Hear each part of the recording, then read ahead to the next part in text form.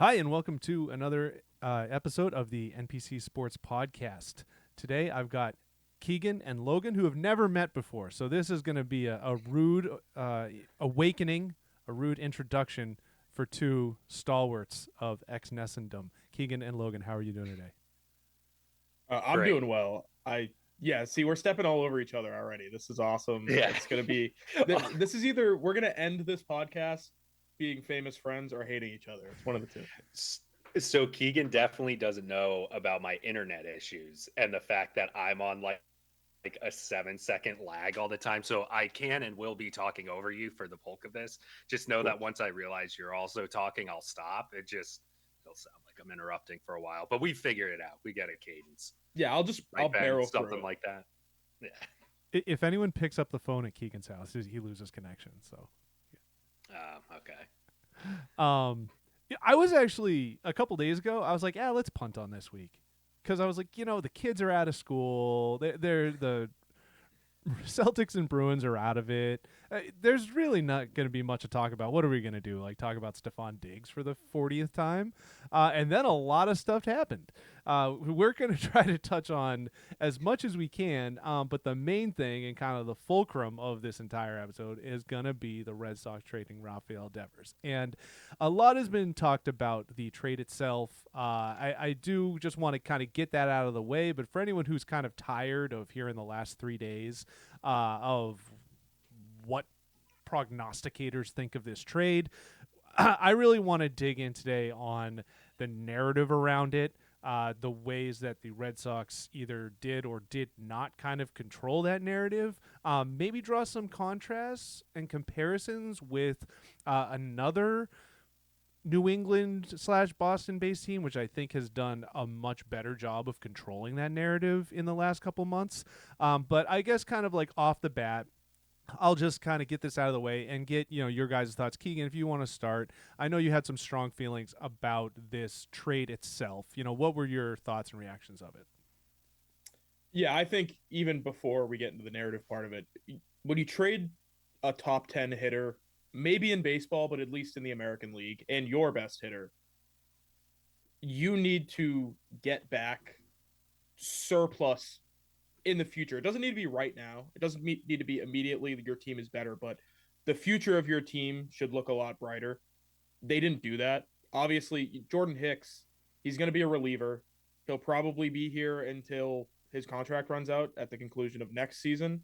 And if they want to re sign him or whatever, but it's clear the experiment of him as a starting pitcher did not work. I don't think anybody wants to pay that guy $15 million to be a really volatile reliever in the back end of their bullpen. So I think that aspect of it out. Kyle Harrison might be a stud. He might be a number five pitcher. You have zero idea. It's all whether or not he can develop a second pitch because he's got a great fastball, something that the Red Sox seem to convince all of their starting pitchers not to throw for a while before the pitchers tell them to get bent and then they start throwing them again. So we'll see how that works out. And then James Tibbs is another outfielder. You already have a surplus there. And then Jose Bayo is like great. If he turns into something, that's awesome. He might not ever reach the majors, and that'll be okay too, I guess. So in the return itself, it's like you got one maybe really good player and a bunch of stuff to just fill in the gaps. And I think that's pretty gross considering the fact that Rafael Devers should be the starting designated hitter in the American League All Star team. So just overall, stinky trade. Really bad decision by the Red Sox. Yeah. I mean, I can hold space for the fact that there was a necessity for them to probably get out from the Devers deal before things got worse and he got untradeable. At the same time, I think this whole thing was an unforced error that represents an organizational failure. And to me, I think Breslow's more on the hook for this than Devers is. A lot of people have been taking the comments Devers has made since he's gone to the Giants and said that he's willing to work out at first base as him sticking it to the Red Sox or being petty or whatever. My contention this entire time has been if they told him in October, you know, get ready at third base, but you have specifically said you want us to add talent. We are going to add talent. It might come in the form of a third baseman. Lest we forget, they weren't just single-handedly focused on Alex Bregman. They were after Nolan Arenado too. They were actively looking at third base options. I think if they addressed this head on months ago, we avoid this situation in large part. Ultimately, yeah, Devers has gotten paid. I wish he acquiesced. He should have acquiesced, but it never should have gotten to this point. And I think that's more on Breslow than it is on Devers. So to me, it's like, all right, great. Like, yeah, Jordan Hicks can be, Joe Kelly 2.0 who can't hack it as a starter, but you just let him throw 103 out of the bullpen and it's whatever. But it's like, you're essentially salary dumping one of the best hitters in the game. And I get that contract was going to be underwater in probably like 3 to 5 years, but they were also nuking his value by only letting him DH. And that was something, Ben, that's a drum I've beaten this entire time, is I don't get why they tell guys to put their gloves away.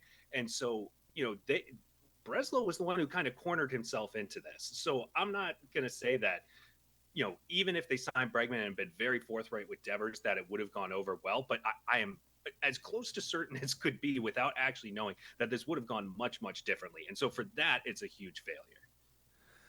I know that people are sick about hearing about Mookie Betts at this point, but I'll never stop talking about it because I think it's very convenient and helpful of the Red Sox to commit the second biggest personnel crime of their existence after winning a World Series in a year that ends in an 18. Because I think 50 years from now it's going to be really helpful because the Yankees can start chanting 2018 the same way they chanted 1918 for 85 years. Everything goes back to the Mookie trade, and the Devers thing is just the latest domino to fall as a result of that. When you commit an error of that magnitude, and I realize that there's a lot of, people want to kind of cope and say, well, Mookie wasn't happy here. He wasn't going to be back. If you have a player of that caliber, a generational player, you find a way to make him happy. And with all due respect to Bogarts and Devers, I don't think they are generational players. They were very, very good players, exceptional players in their time. But the list of players who you remember generations after they're done playing is very small. Mookie is one of those players. Rafael Devers is not one of those players. Rafael Devers is a Ryan Sandberg. He is a Jeff Bagwell. Like a very good player, potentially a Hall of Fame level player, not one of the players that, you talk about 10 years, 20 years after there is like, some of the all-time greats. Mookie is in that rarefied air. And when you make the malpractice of letting a player like that go, you're now grasping at straws for the rest of your existence. And you get to the point, okay, you have the defensible move of letting Bogarts go because he's on the decline. Okay, so you got to do that. Then you reach the point, it's like, okay, well, we got to bring Devers back. He exhibits the least professionalism of those three players. He might be the best hitter, but he's the least kind of versatile in that way. The options were either mediocre third baseman or designated hitter. And now you get to the point where in a vacuum, this trade, I don't hate it. I think they wanted to get out from under that money. I think that they weren't doing him any service, just like he was doing them no service. But they kind of got to this point by the sunk cost of the Mookie deal, and they're still going to be living for that for years when it comes up with, Anthony and Marcelo Meyer and all these guys. They're still going to have kind of the specter of Mookie hanging over them until they have that next generational player, and hopefully it's one of these young guys. I will. This is obviously. Go ahead, Keith. So this is obviously easy to say in hindsight, but I remember the discussion around the winter of 2019 into 2020 was like, they can't pay all these guys. They can't keep them all forever. And these contracts are going to be terrible and they're going to be awful for decades if they sign these guys. Looking at how the last few years have unfolded for Mookie Betts and Xander Bogaerts since they went like, I would take a few bad years of Mookie Betts, or even like a bad back end of a Xander Bogaerts contract at this point, because you probably think that the last 5 years go considerably differently. And it's like, so they're going to get stuck in this cycle for years and years and years because I don't know, we're trying to like strip their top end talent to be better on the margins. Like, who knows? So that to me is like they kind of hose themselves, and we have enough data at this point to be like, yeah, blowing up a 108 win team 2 years later in the interest of like getting under a luxury tax threshold, they would be a more profitable brand if they had spent money and just kept building off of that instead of tearing it all down. So maybe one day they'll pay the piper for it, but it was, yeah, you're right, Ben. Like they are constantly going to be chasing this mistake like they did in a much shorter scale after they let John Lester walk. They ended up getting David Price. That didn't really pan out. They had to reach for Chris Sale, which at the time obviously made sense. But it's like, John Henry even admitted that they were pressing after letting Lester go. So we know that this is how they operate.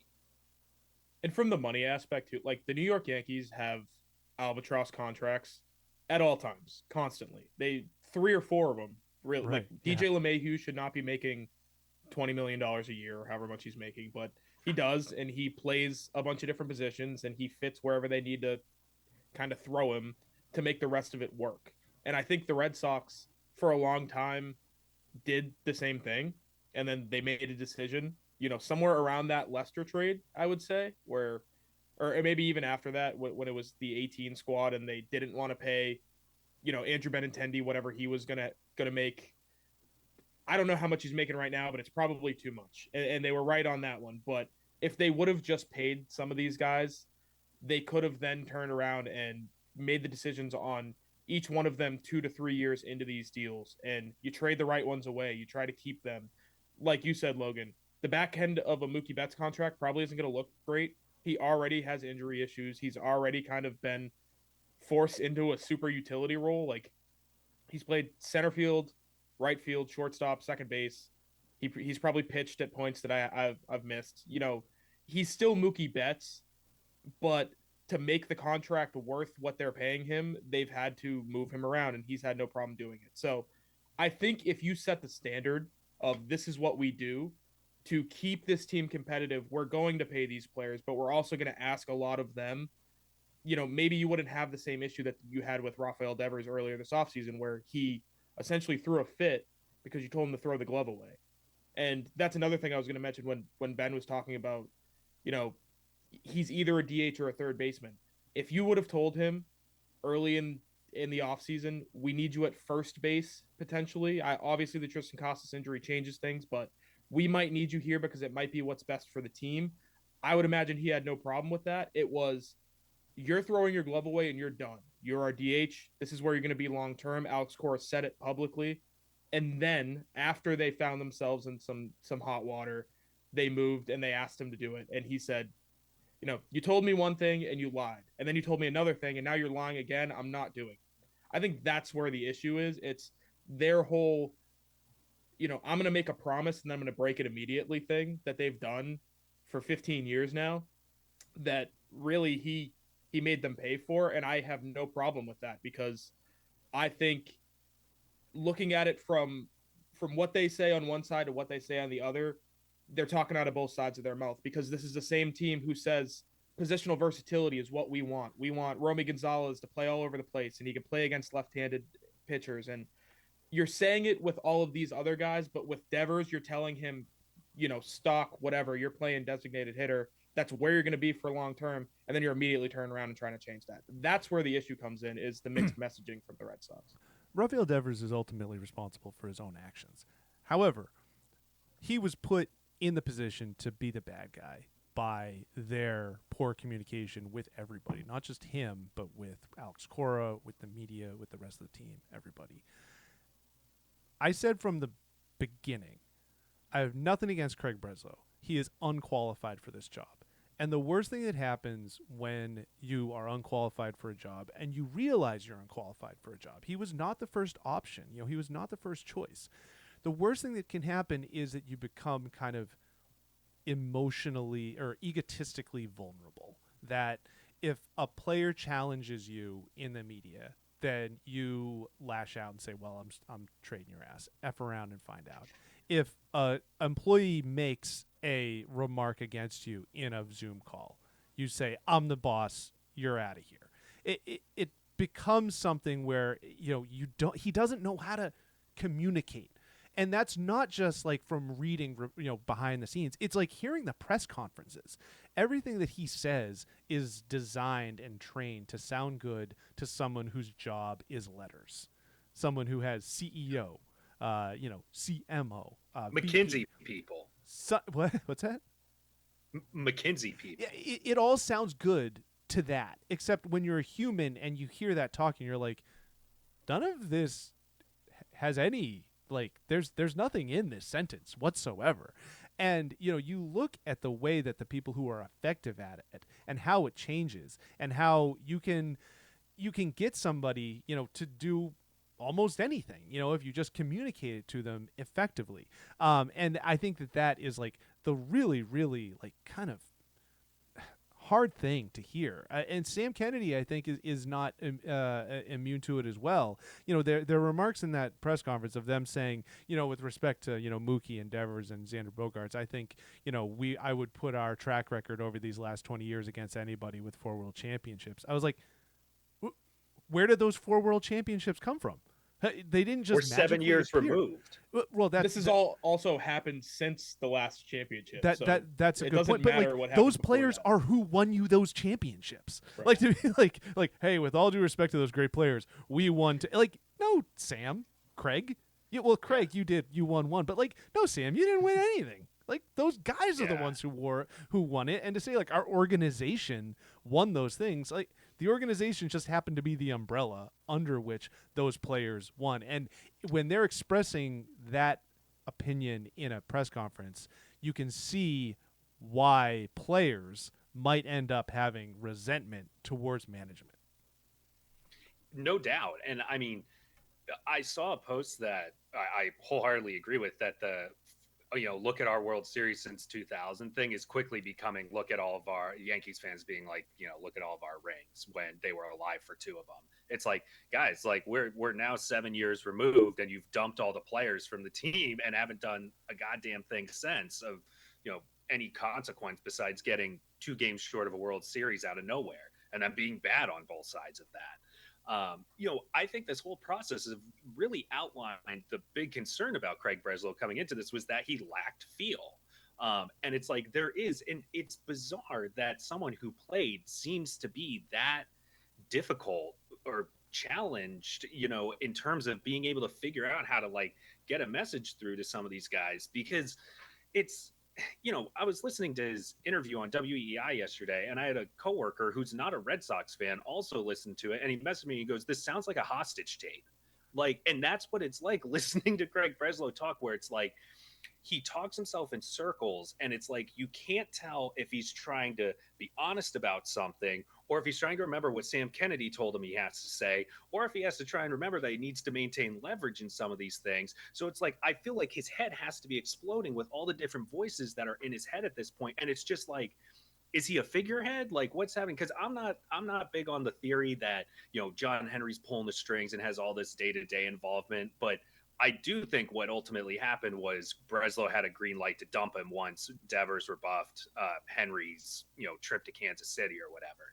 But ultimately, as as it relates to Breslow, I think some of this was kind of a vanity thing, to your point, Ben, about like, F around and find out. And I think that it didn't ultimately matter. As long as there is a package of some competence, I think Breslow is going to take it.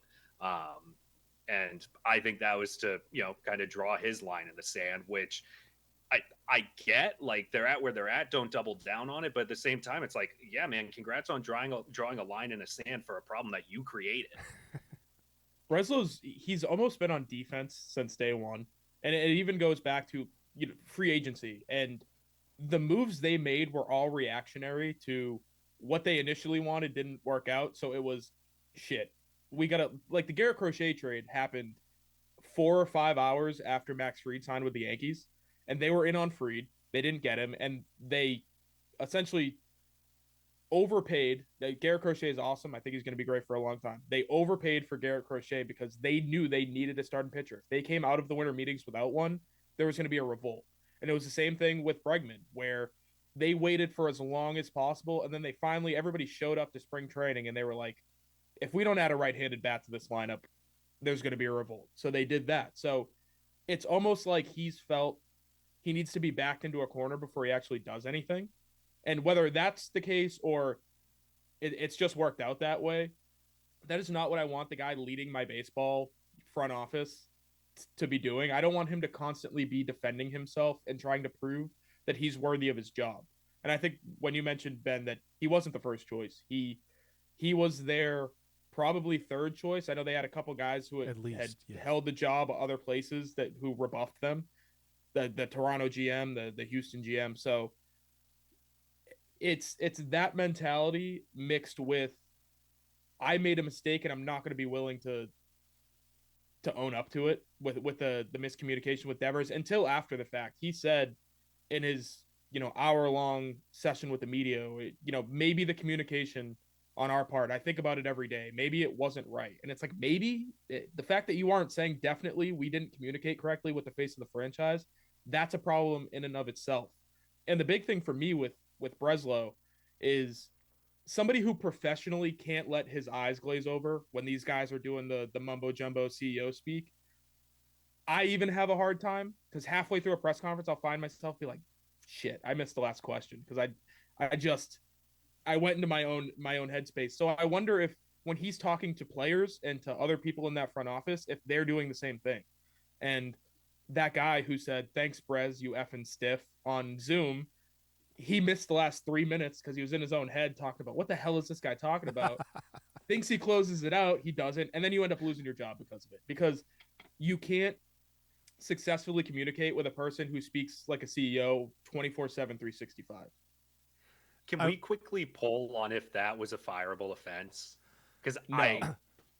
I don't think it was either. No. I think it obviously deserved to be reprimanded, but I don't know if I'd fire the guy. I've said things to bosses that I think are much worse than that. And it was like, I think as a professional, you have to understand people get frustrated, and then you go back and have a conversation, and you could yell at somebody and say, don't disrespect me, whatever, blah, blah, blah. But in a professional environment and in a competitive environment, you work for the Boston Red Sox. This is a baseball organization. Sometimes you say things because you're upset, and you should be able to move past that. I think that makes Breslow come across like a stiff, to be honest with you. He proved his point. I think it is, with the caveat though, because it was public, like it was on it wasn't like one-on-one, in the behind closed doors. But I will say with the caveat that, like, what do you think Theo and Larry Lucchino called each other? Like, you know what I mean? Yeah. Like the knockdown drag out wars those guys had. It just seems like, I feel like Larry Lucchino's looking down like, wait, hold on. You fired that guy for that? Do you have any idea what Theo called me back in the day? Yeah. Yeah, it is just bizarre because it's like, you're right. Like he shouldn't have done it. Like I'm not endorsing that comment, but it's like, yeah, that seems like one of those things where it's like, hey, Breslow, if you want to draw, your line and go and like air that guy out in a conference room where everyone can see you're airing him out, like whatever, go for it, do it. But yeah, it does come across like a professional baseball environment by and large is not the same as a typical office environment. And like, I work in office environments that sound like the hold of a ship with the way people speak. And it's like, let's have some levels here. Like, yeah, people are going to say things in a baseball environment that they might not otherwise. And it's like, yeah, Breslow, you do kind of present yourself as a certain way if you're going to be ruling with this iron fist, supposedly, and then someone pushes back or makes a snide remark and you're, iron fist, I guess. The fact that the guy's name has been printed and repeated multiple times reveals that he and the other people on that call think that Breslow was the one in the wrong. Because if the person who relayed that story to June, and I'm sure that June, reached out to that guy afterwards and said, hey, they would not have used the name and given the name, and the guy would not have given his okay to use his name if he thought he was going to be the one that looked bad in that situation. I'm sure it was a text from June like, hey, I saw this thing. Like, do you have any comment? No, thanks. Okay, but do you mind if I name him? Yeah, sure, go ahead. I don't care. I'm almost like, positive it was some sort of interaction like that, and that tells you all you need to know. That Carl Moshe or however you say his name. Quick thing for the budding journalists out there. If so, this is a reporting hack. If, like, let's say you're using a guy like that as your source, right? But you don't want it to be obvious that you used him as your source, mispronounce their name slightly. So like if I, like, Logan, if I give you like some information about stuff that happened to me, like, just you would go on your and be like, yeah, there's a Ben Watanabe who was reprimanded, and then right after that they're like, well, it couldn't have been Ben because he's mispronounced his name if you talked about it. So I'm also kind of curious if, like, that's how you actually say his name, but whatever. Also, June in the original you saw there was story, a typo. Yeah, he There wrote you Craig, go. which is genius. Yep, Just exactly. genius work Yeah. out of June. Exactly. Craig and Carl are close enough. Galaxy brain. Yeah. But Yeah, so and Craig's also printed all over the story, or at least on Yeah, first reference. Yeah. So just to kind of, like, again, kind of to so we're not just going in circles. I do think it's possible for teams to set the media agenda either in front or behind the scenes. And one kind of example that I have of that is I think that Mike Vrabel has done a really good job early in his tenure of pre-communicating, like, what they're trying to do. I thought, ahead of camp last week, I know that Drake May kind of had a couple days that seemed kind of rough, if you really want to go there. But I thought, beforehand, both in his public statements and then with some stuff that I have a feeling kind of came maybe from, like, Josh McDaniels with some of his existing background experience with the beat writers, it was kind of made clear that, like, okay, like, they're going to do some different things today. Like, they're going to have the receivers do some different routes than normally would do. The defense is going to do some stuff that, like, they're probably not going to do once the rubber actually hits the road. And I feel like when when you did that, you diffused a lot of what could have become, like, the fur around Drake May throwing interceptions and all that kind of stuff. And I think that it's a really subtle thing, but rather than just fire accusations at the Red Sox and say they're bad at this and bad at this and bad at this, like, well, what is the answer? I think the answer is just a little more transparency sometimes can really help you control that agenda, because it seems like, okay, Drake May had a couple bad throws, but Vrabel did say beforehand that they were going to work on such and such, and sources within the offensive coaching staff said they were going to introduce some wrinkles this summer, just to see this, or the social media team is going to, like, release a video or something where you see that the play develop and you kind of understand how it happened, that sort of thing. There is a way that teams can help massage the narrative in the way that they want it to be set. I think Bruce Cass.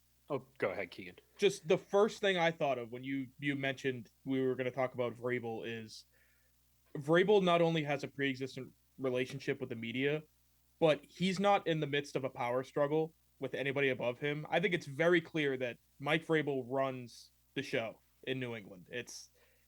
If you don't think that, you're not paying attention. In Boston with the Red Sox, I think it's the most obvious thing in the world that Alex Cora and Craig Breslow are currently in the midst of a tug of war, trying to see who really has the most power within that organization. And the June Lee story, spelt it out, where on Roman Anthony's first day in Boston, the manager intentionally sabotaged him and threw him out in front of media and fans on the field to do basic, ground ball work when you're scooping the ball in the outfield and throwing it in. He made a mistake in that game, made him look terrible, really made the coaching staff look bad, because what do you mean you're not in the development system look bad? Because why aren't you teaching the top prospect in baseball how to do the most, basic thing you do in the outfield?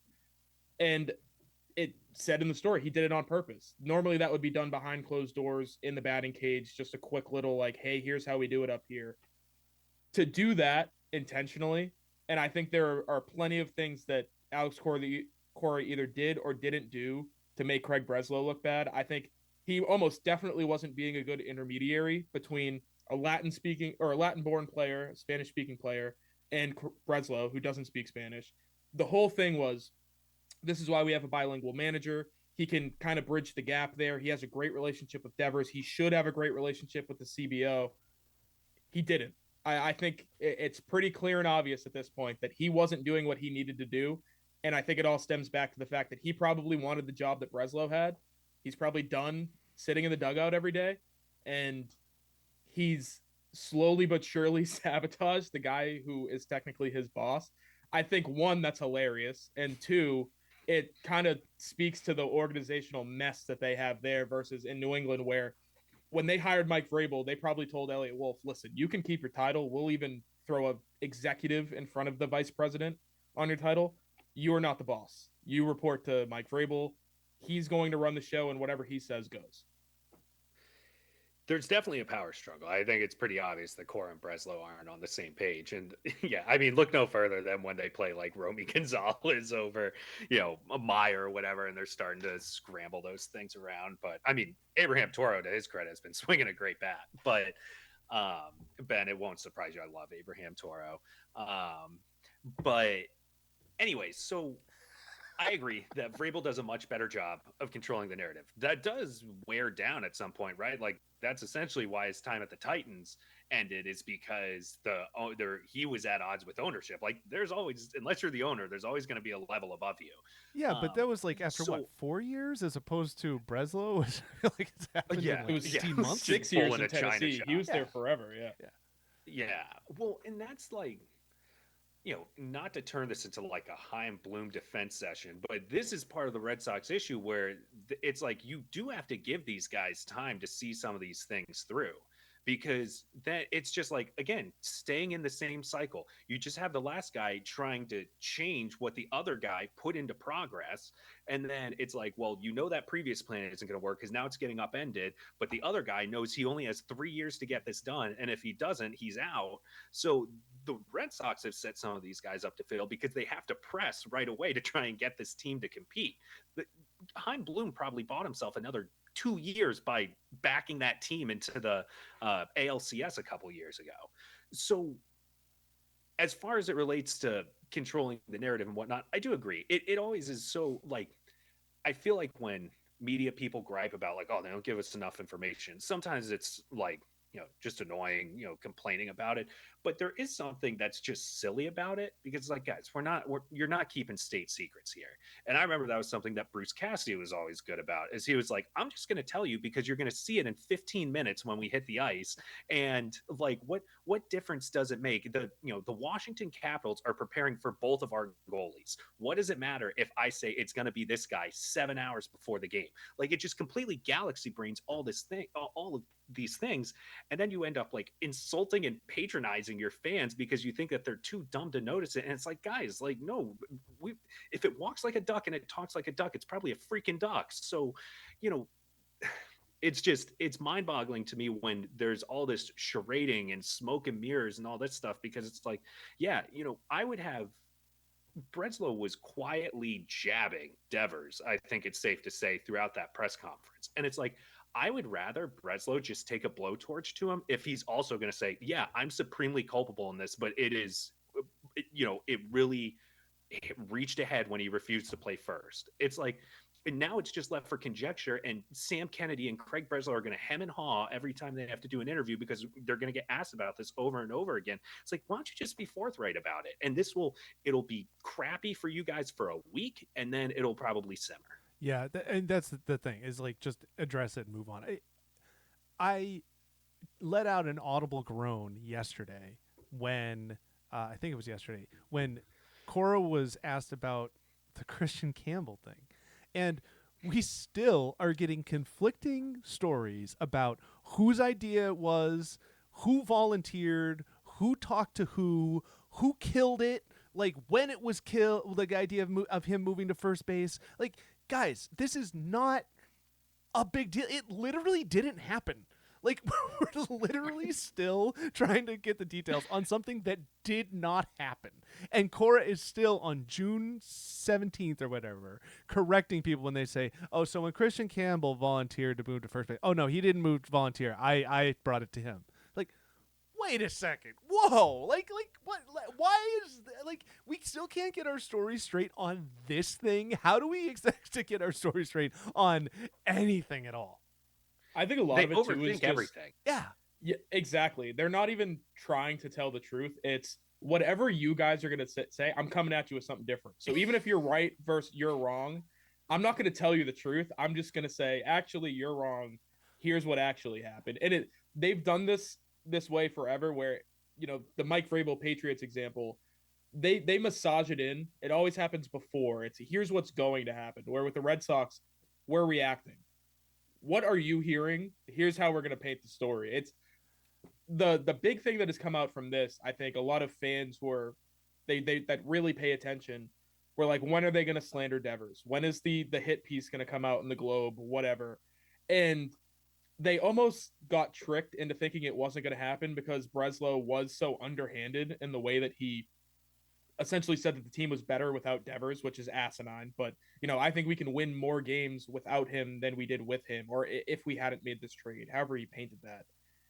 He can do all of that, but it's not about what they say publicly because they never say anything inflammatory to the public. It's the Globe has a story at the end of the year.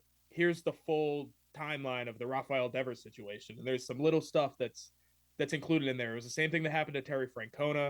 It's the same thing that happened with Mookie Betts about how he was never going to sign a contract. He never wanted to stay in Boston. He always wanted to be on the West Coast. So I implore people, if you're following this closely and you want to continue to follow it in the offseason, do not get tricked. Do not think that they're not doing it because I promise you, there will be some inflammatory comments about Rafael Devers somewhere at some point over the next few months. Well, and to the point about them always being on separate pages and just like talking over each other, essentially, like Cora had referred to Bregman as being a potentially Gold Glove second baseman, and then we never heard about it again. And so he took ground balls at second base one time, and then they moved him to third. Yeah, and that was it. So it's just like that's why I have such an issue with Breslow and all of this, because Devers at least spoke his truth through all of this. Like Devers was very honest and upfront about how he felt about all of these things. And so it was just bizarre to me to see Breslow like trying to run interference and then Cora's caught in the middle. And it's, it's just murky where it's like, hey, Craig Breslow, instead of being a robot, or like if you told an AI system to make an analytically driven GM, they would spit out Craig freaking Breslow, and he like just be a human for a second and be honest about it, the entire thing. And he's saying on the radio yesterday, he's like, this whole thing, because it played out so publicly, teams were reaching out and this and that. It's like, can you take like a shred of accountability for that more than just being like, I could have communicated a little bit better, but we want players who do this. It's like, no, man, this was an unforced error. One of the big like that drove me nuts during that Zoom session that he had with media the day after the trade was he said, this is not the kind of player that you shop around. I don't do my job because what are you talking about, man? It's absolutely the kind of player you shop around because you don't need to make a call to all 31 other or 29 other GMs and say, hey, who wants to bid highest for Rafael Devers? That's not how the job works. We all understand that. To not shop him around and to only go back to somebody you have familiarity with from the Blake Sabol trade in like December, that's how you know Buster Posey. To go through that and really only work with one team is malpractice. You're not doing your job correctly. And I think that's the fact that that's been glossed over too is an issue because you do call multiple teams, especially when you're never going to trade him to an American League team, at least not an American League East team or a contender. So you're only working with a select few number of teams that you're going to be willing to send him to. You need to exhaust all your options at that point. The Nationals and Padres openly shopped Juan Soto. Like, Rafael Devers is not Juan Soto. Yeah. Yeah. Exactly. Soto, one of those generational players I was talking about. Right. Yeah. And, to kind of bring it, we're going to mix sports yet again. It's the triple mix sports. Is that you can try really hard to set the agenda and still fail. And it's one of the things that I like about sports is that at the end of the day, there is a specific winner and loser. The reality can encroach on whether the agenda was correct. And that's rare in this era of misinformation where, politicians or whoever can try to spin things any way they want, and then something happens and people will still find ways to spin it a certain way. The Bruins try very hard to control the agenda. They have all of their arms that they can use to try to say Tyler Seguin and Bruce Cassidy and Jim Montgomery and Brad Marchand were all these different things. But at the end of the day, the rings are the rings. And Brad Marchand is the most recent guy to benefit from that, to say, okay, you know what? My name's going to kind of be sullied on the way out of town, and, things are not going to end well. But I still get to hoist the cup. And at the end of the day, it doesn't matter what sort of, thing is going to be on your, television show or, social media. I get the ring. Hello, Bruce. Let's join this club. Let's go out on the yacht together and lift our cups together. Just wanted to really quickly acknowledge Brad Marchand joining that group.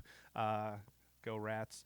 Keagan, I'm not sure. I know that you're not a giant hockey guy. So I'll start with Logan. Logan, what was your feeling as a Bruins observer watching that result of that game on Tuesday night? I was thrilled for him. The guy deserves it. Like he, it is absurd how, things ultimately flamed out at the end. And, we haven't even really talked about how that whole story unfolded, with beginning with Rich Keefe saying, hey, it's like a Brad Marchand trade could be on the table, and every other Bruins person shooting that down, only for it to come to pass 6 weeks later. But no, I mean, it made, as a practical matter, it really made no sense for the Bruins to keep him. I do think that it, from a hockey standpoint, it raises concerns about long-term IR again, and the fact that these teams can play the postseason with teams that are, 10 million over the cap or whatever. But, as a personal matter, it's one of those things where it's like, I wish that Brad Marchand got a chance to win it again with the Bruins, but he probably wasn't, the way that this team was going. Like, they had a few opportunities within the last 3 years. I do believe that Florida was where he wanted to go. I think that is a funny way to kind of stick it to the Bruins and be like, no, like, this is the destination. I've watched this team pants us every year in the postseason. And so in the same way, like, I ultimately felt a little bit better for Bruce Cassidy, because I felt like Bruce Cassidy really deserved to win one. He hadn't been on the cup yet. Like, Marchand had gotten his. I was happier for him, but this doesn't feel like, Ray Bork lifting it with the Avalanche or something like that. This is like, Marchand had his time with the Bruins. He was a dutiful servant to that team forever. And it's like, he knows the deal. And if ever, like, Brad Marchand and Tuukka Rask are very equipped for the criticism that they have been faced with over their careers, because I do genuinely get the sense that they do not care. And Brad Marchand has a very kind of sarcastic approach to it. And it's like, I think he could take all those things in stride. And I think, to your point, Ben, he probably knew that was going to happen on the way out the door, but he's about to spend the summer in Florida lifting the cup. Like, he's going to be fine. And so I'm thrilled for him. I'm glad that he got the chance to do it again. And he was a great fit for that team.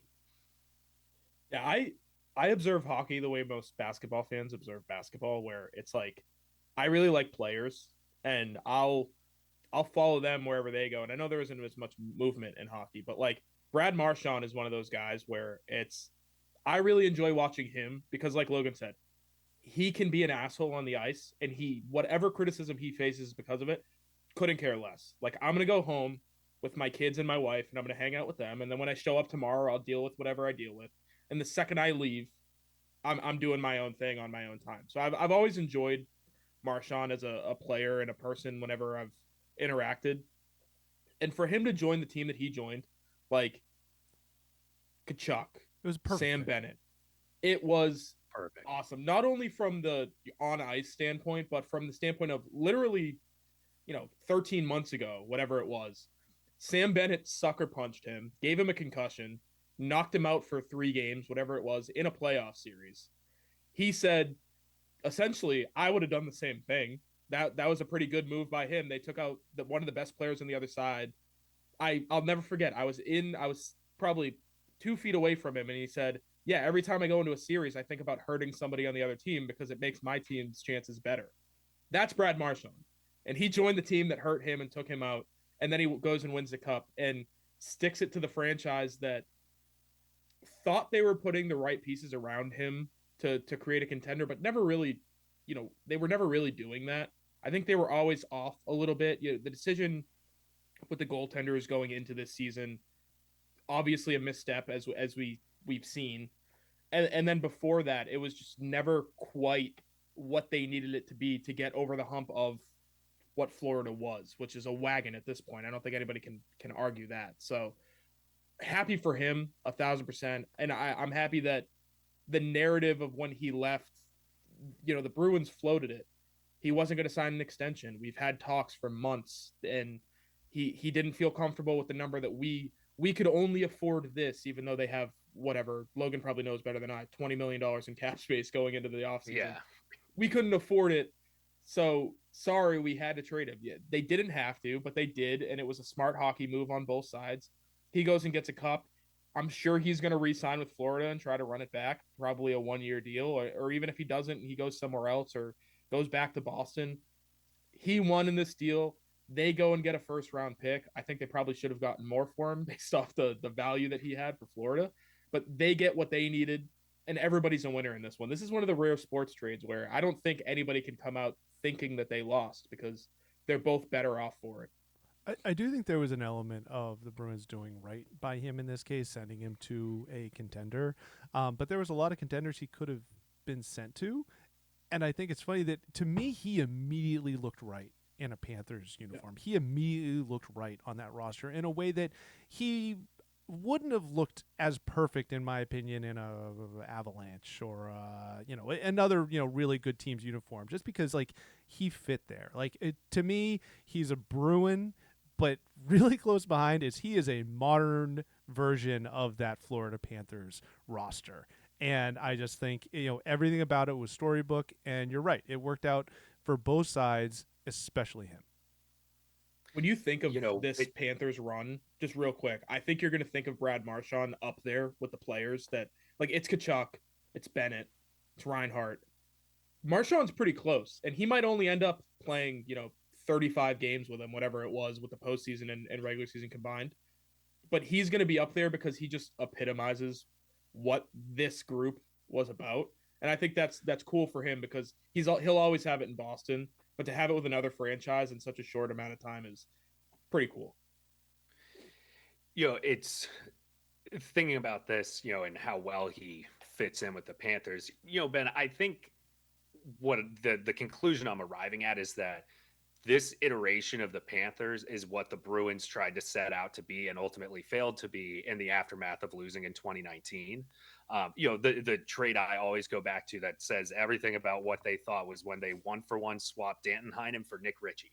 And Nick Ritchie, of course, was useless because he was, a once upon a time 25-point guy who was just a bruiser. But it was Danton Heinen came back last year and saved the first line for periods of time. And it was he was a responsible two-way player, but he didn't throw his weight around. And it's that's why Nikita Zadorov is here and he's going to be here for the next half a decade, is because they've tried to be we have to get bigger, we have to get stronger. They completely overcorrected. And it's the guys like Marchand who are great two-way players. And I know they obviously don't grow on trees, but it's they were so hell-bent on drafting guys like Beecher and just bruisers, and Trent Frederick. He even panned out well, but there was a certain identity that they were going for. But that's a really tough balance to strike because it's very easy to become a bad offensive team when you do that. Guys like Tkachuk, Sam Bennett, who are very physical but can also put up points, that's rare. And so I think this Panthers team kind of represents what the Bruins had set out to do, but they chose the wrong guys in the process. The Panthers also, they took their lumps, it wasn't I think of the Warriors, it came out of nowhere. They showed up one day and they were the best team in basketball. That was not the Panthers. They've built this thing for a half a decade at least, and it took them losing in the cup final the year before they ended up winning, right? I'm not wrong on that. Yeah. Well, so go ahead. No, I was going to say you are right on that. And it all started with the Huberdeau trade a few years ago, which was crazy, but that was the one thing. And that set them off. That was when they really ended up kind of hitting the stride. But for years, yeah, it was the Barkov, Ekblad, like Mhm. those guys were around, but it was just they found the right pieces to complement them, and it was Kachuk, like they invested in the right pieces. And they stuck to what they believed in. Is a big. I think the Bruins. You say that path that they went down, and they wanted to get more physical and bigger, but they've also kind of flip flopped on that. Where, what are we? What is our identity? It was the two goaltenders for a couple of years, and that got them very far. Not in the playoffs, but very far in terms of wins. And then they switched up on it because it didn't work in the postseason 2 years in a row. The Panthers didn't do that. They didn't switch what they thought their identity was going to be. They stuck with goalie Bob, who I don't think anybody's going to argue that he's a top 5 goaltender anymore at this point in his career, but he's who they stuck with. They knew what to put in front of him. They knew how to make him successful, and it might have taken a little bit longer than they thought, but they eventually got there, and now it's back to back, and I don't think this thing's going to stop anytime soon for them. Lovely. Congratulations, Brad. You think Brad will bring the cup to Boston? No chance. He should. He should. They what do the Ray Bork parade? That would be insane. It's That- been a oh my while. God. It's been what, 12 months since the last one. So Yeah. Uh, I hope he brings it. He's right there to banners or whatever the hell that thing is called. Down there. Yeah. Right by the I need Brad. Bobby Orr statue. Yeah, I need Brad Marchand working at Raising Cane's in Boston with the cup behind him and a Panthers hat on. I think he's absolutely going to be the guy who drops the cup off the side of a boat because he's too drunk and Yeah. it's in the water somewhere in some harbor in Florida. Really? No, I see. He's always struck me as a guy that's like actually, I think on a personal level, he's a kind of a responsible, mature individual. He's a lunatic I'm on just the thinking ice. of the last time. yeah, I know it was 15 years ago at this Yeah. point. I was but the about to last say, time- that's a he was little. like 19 years old. Yeah. Those I things would stick not with want to you. be judged against how I celebrated a Stanley Cup when I was 23. What he needs to do is he needs to rap at whatever the end of the parade is, like he did in 2011. Just full circle moment. I'm gonna spit a quick 16 for you. What I think it is kind of amazing how remember when everyone was trying to rap? Like that was such like a Right. early 2000s, late 90s thing. I know Everyone some thought people that still do. everyone thought that they could rap, and now it's like I feel like now is different. Everyone now thinks that they can like dance, like TikTok dance. So maybe that's the benefit that social media brought, is that it convinced white people that they can't actually rap. But now it has everyone doing, I don't know, hot to go dances. So 6 of one, half dozen of the other. That song rips, but I didn't have any behind the keyboard because this is like a full like behind the keyboard episode today. Keagan, Logan, I hope that you will part as friends and lovers. Hopefully, we can bring this group together again. I'll just leave it there for Keagan, for Logan. I've been Ben. Thank you very much for joining us again on the NPC Sports Podcast, and have a lovely day.